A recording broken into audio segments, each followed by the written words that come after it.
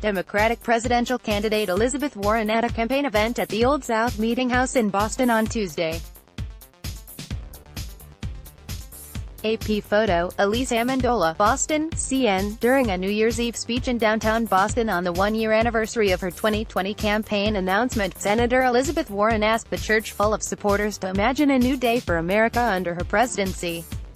So, just for a moment, here in this place of ideas that took root and shaped a nation, here on the eve of a new year, let us come together to imagine. Warren said Tuesday from the pulpit of the Old South Meeting House. Imagine what our country will look like. Imagine what your own life will look like when we finally turn the page on this chapter in our history. Warren, who has consistently been a critic of President Donald Trump, attacked his administration's immigration, economic and social policies. People are afraid for their families and neighbors. Afraid for the children locked in our detention centers and the children on lockdown in our schools. Afraid for women, LGBTQ people, especially trans people whose rights will be decided in the Supreme Court next year. Afraid for our country.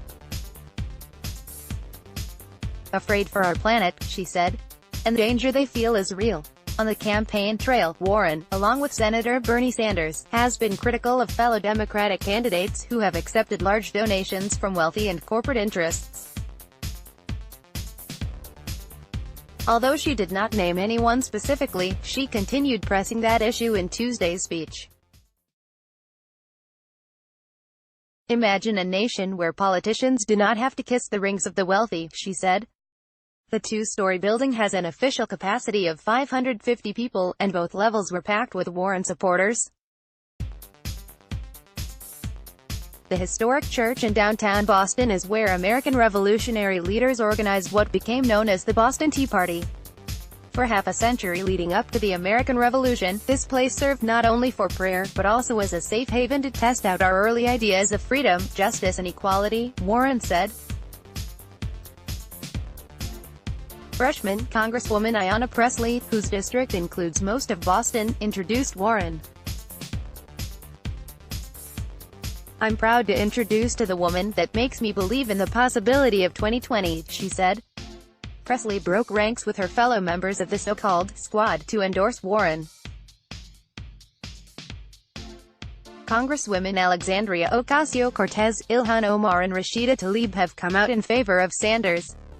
Pressley had served on the Boston City Council for 8 years when she upset former Democratic Congressman Mike Capuano in a primary challenge in 2018.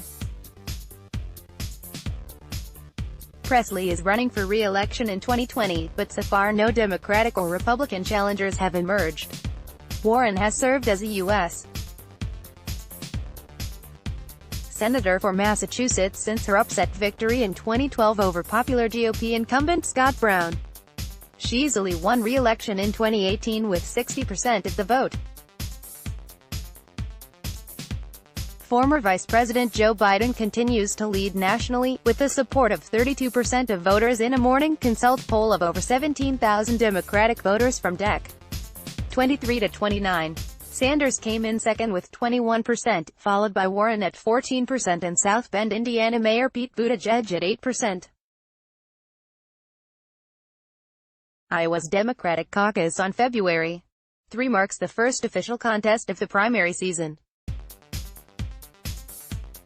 In the Hawkeye state, Buttigieg currently leads the polls with the support of 24% of voters, according to a Civics poll of 600 voters taken DEC. 12 to 16. In that same poll, Sanders is second with 21%, followed by Warren with 18% and Biden with 15%. Mass Inc. conducted the most recent official primary poll in Massachusetts back in October. At that point, Warren had 33% of the support of Bay State Democrats, followed 18% for Biden and 15% for Sanders.